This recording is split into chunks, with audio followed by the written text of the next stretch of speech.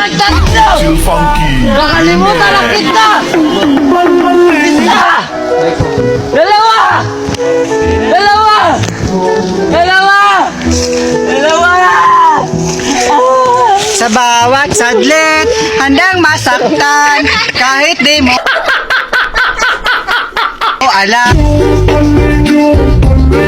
Naglan kayo para may kumi. Dalawa! No! Isa! Dua! Tatlo! Apat! Lima! Hindi! Pito! Siyam! Sangapulo! Sangapulo at may isa! Sangapulo ka ito! Sangapulo ka tatlo! Sangapulo ka empat! Sangapulo ka lima! Sangapulo ka tingnan!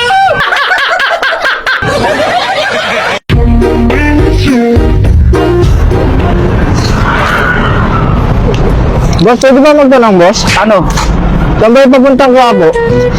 Quiapo? Oo. Diretsuhin mo lang, sir. Pagdating mo sa may kanto sa dulo, kaliwa ka. Pagkaliwa mo, mga unang kanto, kumanan ka. Oo. Tapos, pagdating mo dun sa may kanan, may McDo. Oo. Kumaliwa ka ulit. Oo, boss. Tapos may makikita kang pabrika ng sigarilyo.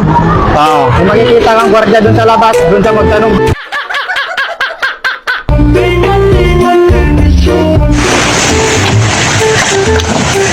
Pagkabilang mo tatlo kayo, kalimutan mo na siya! Siya pa rin kasi. Ayun! Di sabihin mo kami star, mahal na mahal mo siya. Hello, mahal. Huwag ka man magselos. Ikaw ang mahal ko. Number 1 ka sa buhay ko.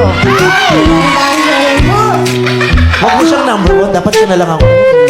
My only one. Pagsigawan mo kanyang kaulitin mo. Ay, Bobby! Nandito na ako sa Wawawi. Sabi mo, ba't Sino ang nagsabi ng salawikain na ang hindi marunong magmahal sa sariling wika ay daig pa sa bilasang isda? Ma'am? Uy, dali-dali naman yan eh. Si Berta nagtitinda ng isda sa palengke. Anong pangalan mo? Jose Rizal.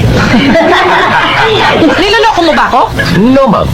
Si Aling Berta na nagtitinda ng isda sa palengke ang nagsabi sa akin na si Jose Rizal ang nagsabi niyan.